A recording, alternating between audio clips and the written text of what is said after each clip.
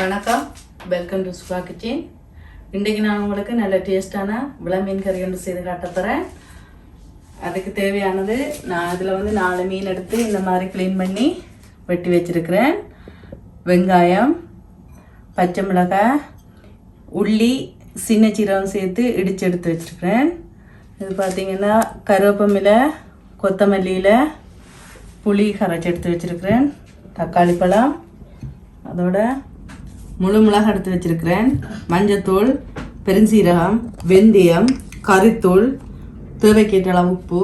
சட்டி நல்லா சூடாகினோடனே இப்படின்னா சட்டி நல்லா சூடாகிட்டுது. நான் இதில் ஒரு 4 டேபிள் ஸ்பூன் ஒலிவ் ஆயில் போடுறேன்.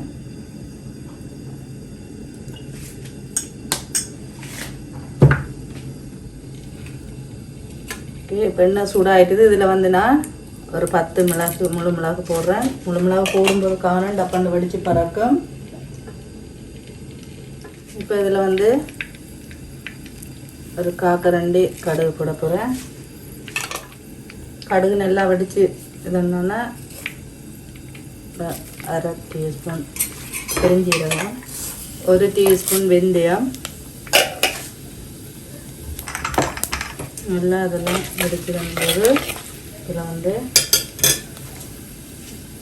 எடுத்து வச்சுருக்க கருவேப்பிலை,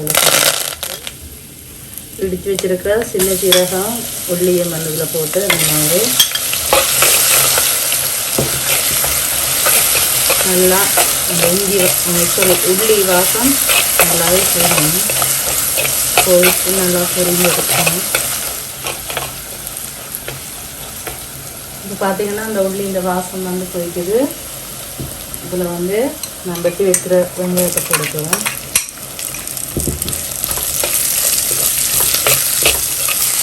வெங்காயம் நல்லா வதங்கணும்.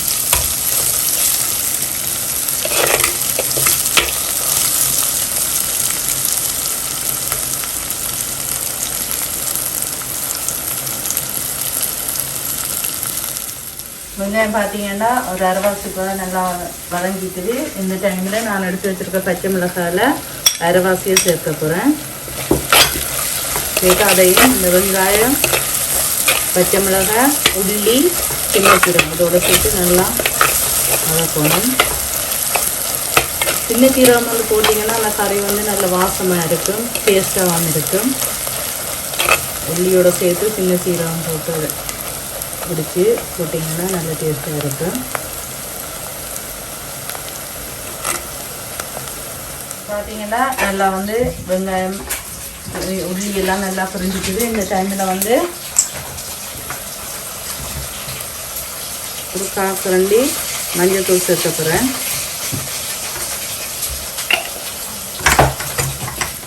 இது நல்லா மஞ்சள் மணம் எல்லாம் போடணுன்னா இதில் வெட்டி வச்சுருக்கேன். தக்காளி பழத்தை போட்டுட்டு தக்காளி பழம் ஒரு அரைப்பழம் நல்லா வதங்கணும்.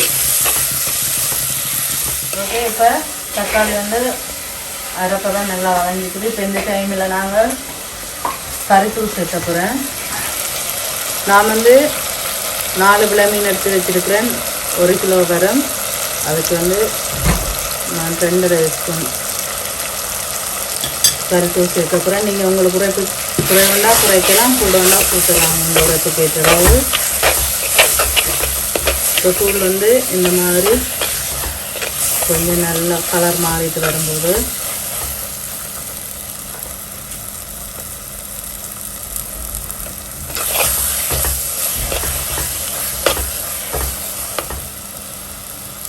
நான் இப்போ இதில் கரைச்சி வச்சுருக்கிற புளியை இதில் சேர்க்க போகிறேன்.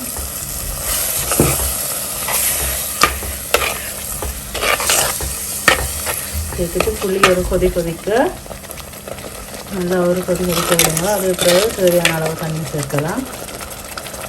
புளி விட்டு ஒரு கொதிச்ச பிறகு இதில் தேவையான அளவு தண்ணி சேர்க்க போகிறேன். நான் ஓரளவு திக்காக தான் கறி பற்ற விடுவேன். அதே போல் நீங்களும் தேவைன்னா ஓரளவாக விடலாம். இல்லை உங்களுக்கு தண்ணி பதம் தேவைன்னு சொன்னால் நீங்கள் கொஞ்சம் கூட தண்ணி விடலாம். இப்போ இதில் நான் தேவையான அளவு உப்பு போட போகிறேன்.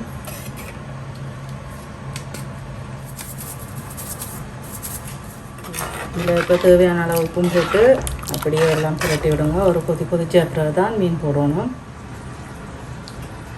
இப்போ நல்லா வந்து நான் விட்ட தண்ணியெல்லாம் கொதிச்சுட்டு இப்போ இதில் நான் கழுவி வச்சுருக்க மீனை வந்து இதில் சேர்க்க போகிறேன். நான் வந்து தலை ஒன்றும் கழிக்காமல் எடுத்து வச்சினேன். இது பார்த்திங்கன்னா விளமீனில் வந்து நிறைய 3-4 விதமான விளமீன் இருக்குது. இது நான் வந்து அந்த கருப்பு விளமீன் தான். இது நல்ல டேஸ்ட்டாக இருக்கும் இந்த மீன்.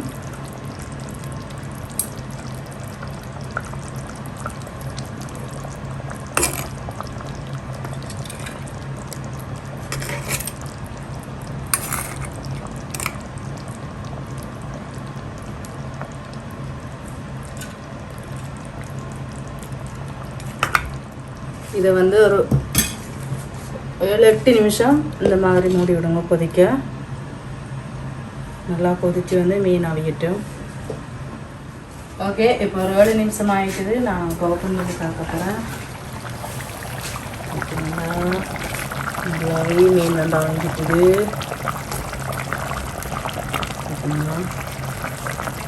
மீன் போட்ட பிறகு நடுவரை நீங்கள் கரண்டி வச்சு கிண்ட வேண்டாம்.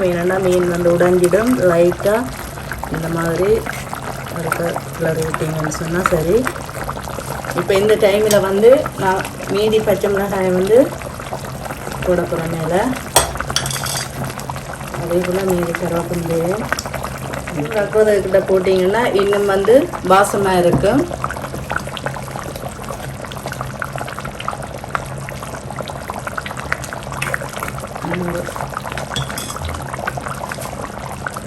ஓப்பன் பண்ணி ஒரு 3 நிமிஷம் நல்லா கொதிக்க விடுவோம். ஓகே, இப்போ மீன் கறி ரெடி ஆகிட்டுது. இந்த டைமில் நான் வந்து இதில் மல்லியில் வட்டி வச்சுருக்கேன். இதை வந்து போட்டுட்டு போட்டு ஒரு நிமிஷம் அப்படி விட்டுட்டு அப்படியே பார்க்க போகிறேன். நீங்கள் மல்லியில் போட விரும்பினா போடுங்க, விருப்பம் இல்லைன்னு சொன்னால் பிரச்சனை இல்லை. அதே போல் நான் வந்து இதில் வந்து தேங்காய் பால் எதுவுமே மிக்ஸ் பண்ணல. நீங்கள் விரும்பினா உங்களுக்கு தேங்காய் பால் விடணும்னு சொன்னால் விடுங்க. நான் எதுவுமே அதெல்லாம் முடியல. ஓகே, நல்ல சுவையான மீன் கறி வந்து ரெடி ஆகிட்டுது. இதே போல் நீங்களும் மறக்காமல் செய்து சாப்பிட்டு பாருங்க. இதை விட நல்லா சமைக்கக்கூடிய ஆக்களையும் இருப்பினும் நான் சமைக்க தெரியாத ஆக்களுக்கு தான் செய்து காட்டுறேன். நீங்களும் இதே போல் செய்து சமைச்சு சாப்பிட்டு பாருங்க. நல்ல டேஸ்ட்டாக இருக்கும். ஓகே, நன்றி, வணக்கம்.